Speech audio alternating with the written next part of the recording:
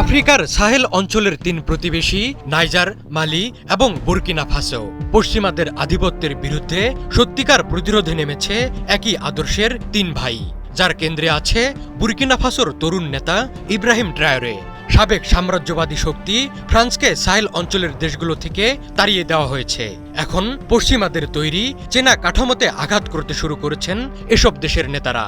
এরই ধারাবাহিকতায় আন্তর্জাতিক অপরাধ আদালত থেকে নিজেদের প্রত্যাহার করে নিয়েছে এসব দেশ।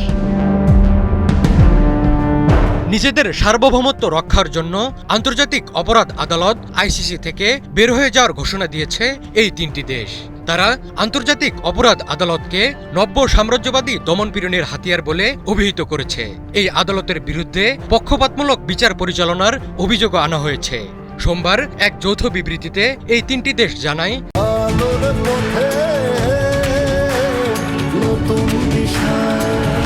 আইসিসি যুদ্ধাপরাধ, মানবতাবিরোধী অপরাধ, আগ্রাসনজনিত অপরাধ এবং গণহত্যার বিচার করতে অক্ষম হয়ে পড়েছে। শান্তি ও ন্যায় বিচার সুসংহত করার জন্য নিজস্ব প্রক্রিয়া তৈরি করতে চাচ্ছে এই তিনটি দেশ। সামরিক শাসনের অধীনে থাকা এই তিনটি দেশ ইতিমধ্যেই পশ্চিম আফ্রিকার অর্থনৈতিক জোট economic community of West African states থেকে নিজেদের প্রত্যাহার করে নিয়েছে। এর পরিবর্তে গঠন করেছে নিজেদের জোট অ্যালায়েন্স অব সাহেল স্টেটস। 2020 সাল থেকে 2023 সালের মধ্যে এই তিনটি দেশে সামরিক অভ্যুত্থানের মাধ্যমে সেনাবাহিনী ক্ষমতায় আসার পর থেকেই আইসিসি থেকে তাদের এই প্রত্যাহার প্রত্যাশিতই ছিল।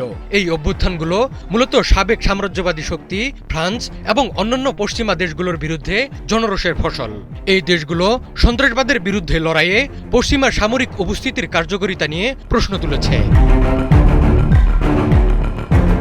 অভ্যুত্থানের পর মালি, বুর্কিনা ফাসো এবং নাইজারের নতুন সামরিক সরকার ফরাসি বাহিনীকে তাদের দেশ থেকে সরে যেতে বাধ্য করেছে। এর ফলে ওই অঞ্চলে ফ্রান্সের দীর্ঘদিনের সামরিক এবং রাজনৈতিক প্রভাব অনেকটাই দুর্বল হয়ে পড়েছে। পশ্চিমা শক্তির স্থান দখল করতে এই দেশগুলো এখন রাশিয়ার সঙ্গে প্রতিরক্ষা ও অর্থনৈতিক সম্পর্ক বাড়াচ্ছে। রাশিয়ার ভাড়াটে সামরিক সংস্থা ওয়াগনার গ্রুপ বিভিন্ন দেশে নিরাপত্তা সহায়তা দিচ্ছে। এটি পশ্চিমা প্রভাবের পতনের একটি বড় দৃষ্টান্ত।